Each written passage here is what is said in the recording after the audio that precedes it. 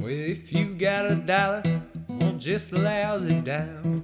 You know that I got rhythm that could suit your budget fine. You can take or leave me, but you ain't got much time, 'cause I just keep on rolling down the line. So it's been a little while since I've showcased the additions to my cruise ship menu collection. So I decided to go ahead and collect some of the pieces that I've purchased over the last month or so and give an update on those additions. If you're not familiar with this collection, you can, for starters, go back into my channel and look at the playlists. You will find under the Trusty's Vintage Deep Dive a video with Sam from Dining at Sea. This collection is all his fault, and I will always forever blame him and thank him because it's one of my favorite collections to build. And as you'll see as I go through the collection itself, in some cases I'm building for the variety, I'm building for adding a company or a ship that I don't have, and at some point I will probably go in and replace some of the pieces with better condition pieces. But for now, this is, again, my additions, and let me show you in detail what I've got. So I'll start with my American collection only because it's the biggest of the pieces that I've added to. No particular reason for that. I don't have enough of the research now, not as much as Sam does, to know how many ships were out there, but probably not a huge surprise that there was a lot of American cruise lines that were doing passenger service. If you, again, kind of a quick note on my collection, what I am trying to focus on are pre-World War II cruise ship menus. I think it's 1951, according to Sam, was the year that the number of cruise passengers was overtaken by airline passengers. So prior to 1951 is kind of the golden age. I've just decided to put the World War II cutoff because obviously during the war things changed as well. So one of the things that I've got here, kind of organized, again, these are the American shipping lines. These are both Matson line ships. So this is the SS Mariposa, and this one was the SS Monterey. Again, condition-wise, this one's been folded. This one has quite a bit of foxing. In general, I'm not paying a lot for these, so I'm not overly concerned. And my overall goal is all of these are dated, and so that is what I'm trying to add. So this is a March 14th, 1935. This one was July 2nd, 1932. I am keeping track. I'm trying to get at least one menu for every day of a calendar. So the year doesn't matter as much, although they are older. I'm trying to make sure, and I'm keeping track of the dates. So that also will make a determination of which ones I add. I had some Matson lines, but I didn't have a Monterey and I didn't have a Mariposa. So that's how those two got added. This one is the Los Angeles Steamship Company. I did not have anything from them. So this is my first menu. Again, it's been folded, so not thrilled with that. The SS Yale, September 29th, 1935. But check out that image at the top and then the silver on the side. This is just a gorgeous menu. Would look fantastic framed, even with that crease. So I had no problem adding to this my collection because it is the first one and it's absolutely gorgeous. This one is the Northland Transportation Company, the SS North Sea. Again, this is a cruise line that I did not have in my collection. So this is August 14th, 1938. And this is their dinner menu. And again, just some fantastic graphics. And this one is actually in pretty good shape. There are seams, lines on it to be folded because it's a postcard menu. But it has never been folded. It was never mailed, and so it's actually in great, almost like new old stock condition. And I love postcard menus. Those are my favorites to add to my collection. One, because they're typically smaller, but they always end up having really attractive art on them as well. So that's my first of that. Also, my first of the Panama Pacific line. So May 22nd, 1935, their breakfast menu. Not as graphically interesting as this one. So this will probably just go into my collection as the SS California just to, start rounding out my collection, but probably not as interesting in framing because it's not as graphically attractive. This one is fantastically graphically attractive. Like this, I don't even care if you don't collect menus. This just would look fantastic in a frame with a big black mat behind it. Unfortunately, it has a little bit of a crease on the corner, so I'm not happy about that, but it's just, it looks great, and that doesn't really detract from it all that much. It's the Great White Fleet, which was done by the United Fruit Company. I actually have many menus from the United Fruit Company because they did some really great art. I have one that's die cut in the shape of a bunch of bananas, and so that's probably one of my favorites. So it says right on here, United Fruit Company Steamship Service. And this one is also dated the TSS Talamanca. So I think this was a new ship for me. I had, again, the mine, but I don't think I had the Talamanca ship, and this was a May 2nd menu. So these are the American cruise lines that I've added to my collection. I only added 2 British cruise lines, but in both cases they were ships that I did not have. Cunard I had as the line, but I didn't have anything from the RMMS Mauritania, and RMS is Royal Mail Service. You can see this one's dated 1911. So even though graphically it's not interesting at all, I was actually even concerned when I bought it, could it possibly be a reproduction or something? And maybe it will turn out to be a reproduction, but I didn't pay much for it, and having it being from 1911, it would end up being one of the oldest menus I have. And I didn't have anything from Mauritania, so I was happy to add that and see if that stays a permanent part of my collection. And then the Orient line I also was not familiar with. So this was the SS Otranto. I didn't have anything from the line or the ship. October 7th, 1935, the breakfast menu. I really like these smaller sizes. They're just easier, even though it's not super graphic.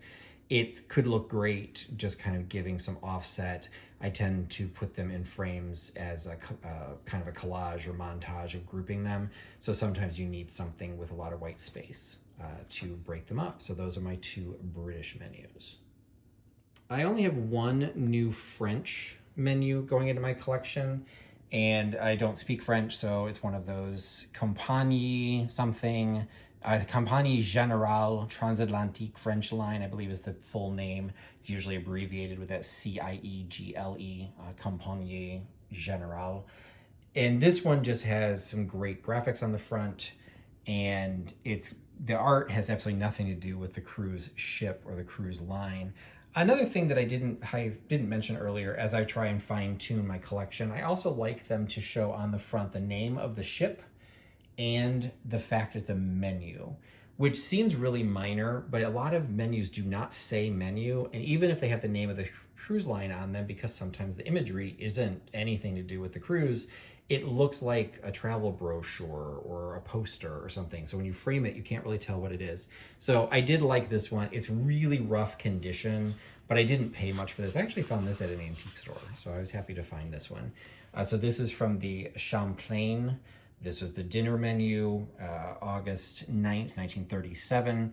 And this one, even some of the foreign menus I have, international menus, they usually have English translations. This one does not. So I guess they felt if you don't want to, if you're going to be on a French cruise line, you better learn to speak French. So it's a bigger size. Bigger sizes are harder to frame because you can't put as many into a collage, and it's a weird shape for an individual frame, but it's still really attractive, and it's my first piece from this French line. So I'm going to show the 2 German menus that I added to my collection. I'll start with this one because it is a Norddeutscher Lloyd line. I have other things from Norddeutscher Lloyd, and this is the Bremen ship, down for Bremen. I think down for his steamship. Bremen. I have other things from Bremen, but I didn't have one from July 17th, and I didn't have one that looked like this. It's a very heavy, like cardstock, and you can see it's embossed with the logo of the line kind of raised on here. And it's a really attractive piece. Unfortunately, it does have a drink ring mark. Everyone use your coasters. But it's still a great attractive piece, so I was really happy to add that to my collection. This one, we're just going to start with some basics. It's 1936. Things were happening in Germany in 1936. Technically, World War II had not started yet. Things got to that level in 1939. But the Socialist Democratic Party, the Nazi Party, was already in power. So what this is, and you can see there is a swastika on here, so that is not going to make people happy, but I was really happy to add this to my collection because although it does have a swastika, please remember that at this time, what that represented was a national symbol, just like an American flag would be on things from us, that it didn't, okay, I'm not going to say any more with that, but that's what it represents, and it's on a propeller, which is super cool because what this is on is a cruise line or a steamship that was part of the Strength Through Joy program. So if you spoke German, you would see that that's what that said. It was the Dampf für Oceana. And what Strength Through Joy was a program that the Democratic Socialist Party, the Nazi Party, organized for its workers that they would actually be able to take trips to the North Sea for free. So it was one of those things that if you were a member of the party, that's how they got their membership. You know, they did things like this. And the Strength Through Joy program, I find a fascinating, true, although troubling, possibly to some, step that the party did to try and build up its support. And so what this literally is a menu, and it is a postcard menu of the cruise ship. So the people would take this line, it says right on there, it's Strength Through Joy. They could send it to their friends, show the menu that they had as part of this trip, and it was effectively political propaganda to say, look who sent us on this trip. Have you heard of this program? You should become a part of the party. So it is what it is. And again, not everyone's going to be happy to see this, but I find the history of it fascinating and super happy to have this as part of my collection. And I'll finish up with my Canadian collection. There are 3 menus that I have here from Canadian Pacific. And initially when I would run across Canadian Pacific, it wasn't always right on my radar because I know Canadian Pacific as a railroad. So there are railroad menus as well, but usually they'll have a ship or something on them. And so this is the Canadian Pacific. This is the Empress of Britain. So this is the June 20th, 1932 line. I did have some Canadian Pacifics, but I did not have the Empress of Britain. So I added that to my collection. Check out the colors on this one. Isn't this gorgeous? So this one was the Duchess of York. I did not have an RMS Duchess of York. So this one is also from 1930, or this is from 36. So this is June 10th. So that German menu was also from 1936. And then this one is kind of fun because it's specifically the Washington birthday dinner. So we've got a great portrait of Washington, which interestingly is kind of like an add-on. So I thought that was that it wasn't printed directly on, it was actually added later. And he had a place for autographs. This one doesn't have any autographs, but you also have the menu. And it's a large scale, but the fact I did not have, I take that back. I think I did have something from the SS Montreal, but I did not have this kind of a holiday menu. So I decided to go ahead and add that to my collection. Now, separate from that, this is the Canadian National Steamships. So I did have to do some research just to make sure this was a completely separate company, was not related to Canadian Pacific, at least not at the time. I don't remember if they merged later, but at this particular time. So this one, unfortunately, was at one point glued into a program, or into a scrapbook. So there's some paper loss and some actually additional paper on the back.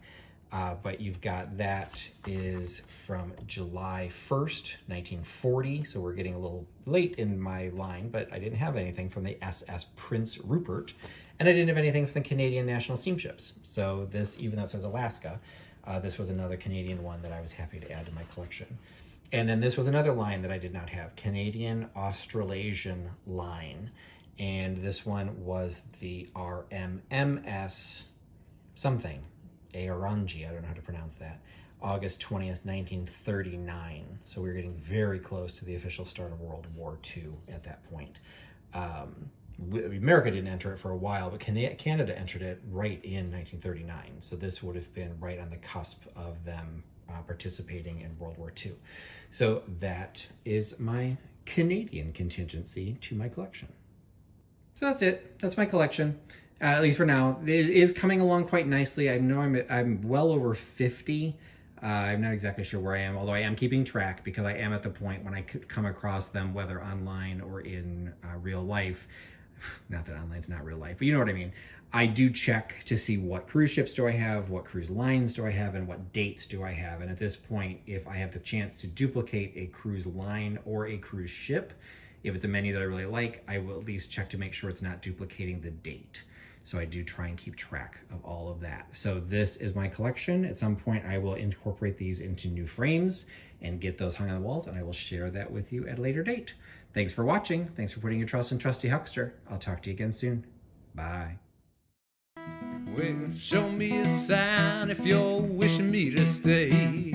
Otherwise, I say goodbye and finish out the day. And that sunrise in the morning and you got nothing to say. Oh, that's when I'll be headed on my